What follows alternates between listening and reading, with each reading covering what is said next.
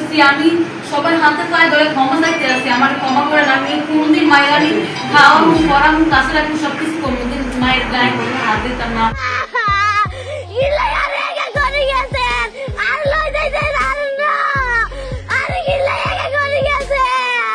কুমিল্লার মায়ের কবরের পাশে 12 বছরের সামিয়ার করুণ কান্নার দৃশ্য। এবার সৎ মাকে কঠিন শাস্তি দিয়েছে প্রশাসন। ভিউয়ার্স, পুরো ভিডিওটি দেখে অবশ্যই আপনার মতামতটি জানিয়ে দিন।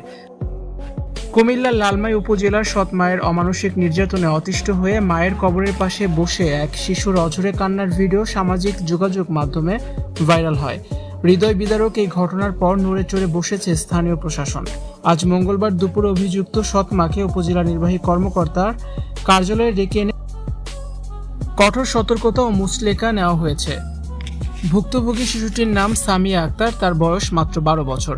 সে লালমাই উপজেলার বাগমারা দক্ষিণ ইউনিয়নের পোহনকুছা পশ্চিম পাড়া এলাকার প্রবাসী সোহাগ মিয়ার মেয়ে। প্রায় 5 বছর আগে সামিয়ার মা রেহানা বেগম মারা যান। এরপর তার বাবা দ্বিতীয় বিয়ে করেন।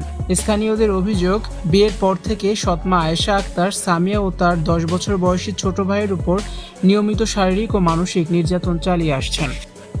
গতকাল সোমবার রাতে ছড়িয়ে পড়া ভিডিওটিতে দেখা যায় সামিয়া তার মায়ের কবরের পাশে বসে চিৎকার করে কাঁদছে আর বলছে, আম্মু গো, আমারে কেন আপনার লগে নিয়ে গেলেন না।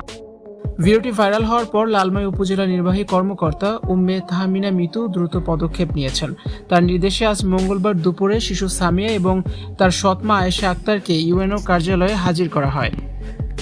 সৎমা আয়েশা আক্তার নিজের দোষ স্বীকার করে ক্ষমা চেয়েছেন। প্রশাসন তার কাছ থেকে লিখিত মুচলেকা নিয়েছে যে ভবিষ্যতে তিনি শিশুদের উপর কোনো প্রকার নির্যাতন করবেন না।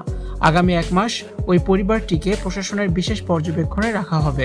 যদি পুনরায় নির্যাতনের কোনো অভিযোগ পাওয়া যায় তবে সৎ মায়ের বিরুদ্ধে আইনানুগ কঠোর ব্যবস্থা নেওয়া হবে বলে জানানো হয়। স্থানীয় বাসিন্দারা জানিয়েছেন, শিশুটিকে প্রায় মারধর করা হতো, এমনকি সম্প্রতি তাকে টানা 2 দিন ঘরের ভেতর বেঁধে রেখে নির্যাতন করা হয়েছে বলেও অভিযোগ উঠেছে। প্রবাসে থাকা বাবাকে বিষয়টি জানানো হলেও তিনি কোনো কার্যকর পদক্ষেপ নেননি বলে জানা গেছে।